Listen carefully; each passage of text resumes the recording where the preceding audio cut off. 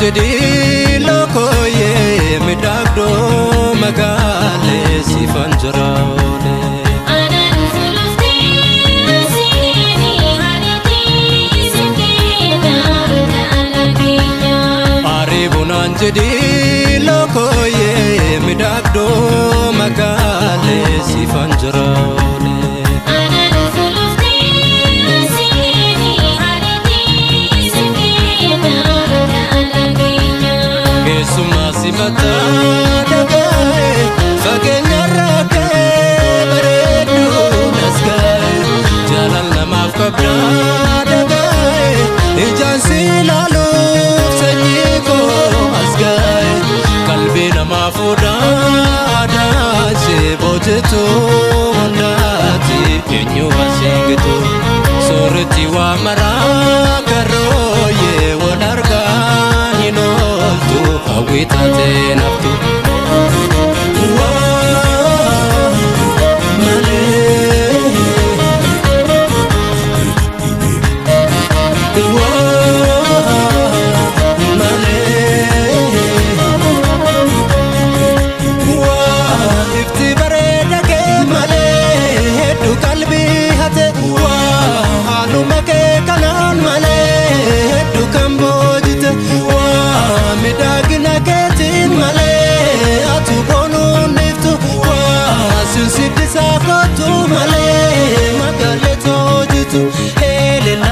Denil kane Jalala kangisanyini burtukana ke hidine Gomana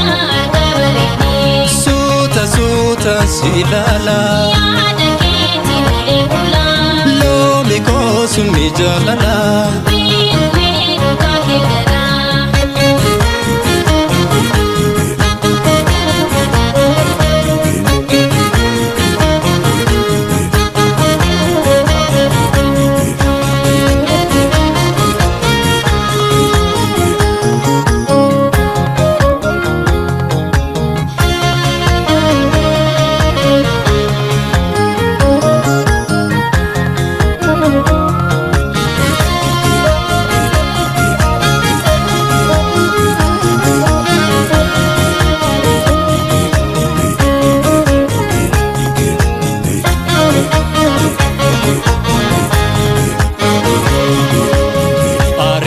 Anjadi lokoye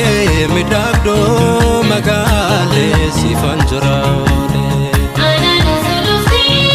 asini hariti sikina kalagenya Aribun anjadi lokoye midagdo magale sifanjraole Anan fulufti asini hariti sikina kalagenya Kesuma simata dagae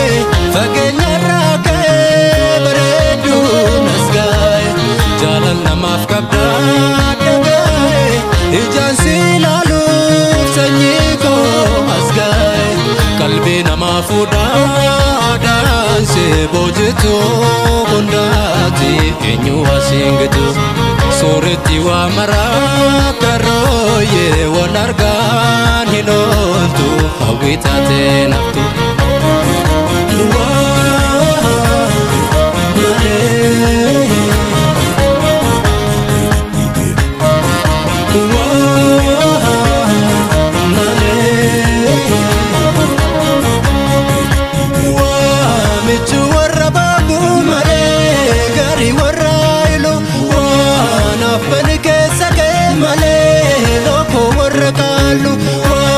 Dukana ibsita male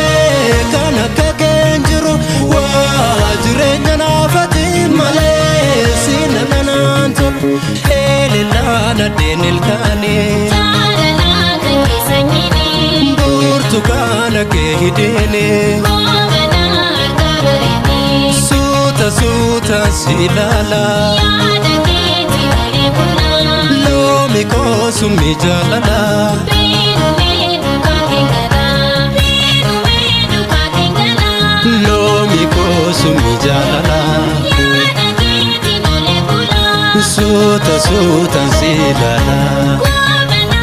kabarini burtukaana kee hidhiini Jaalala kan keessa nyini eleellaan addee milkaanii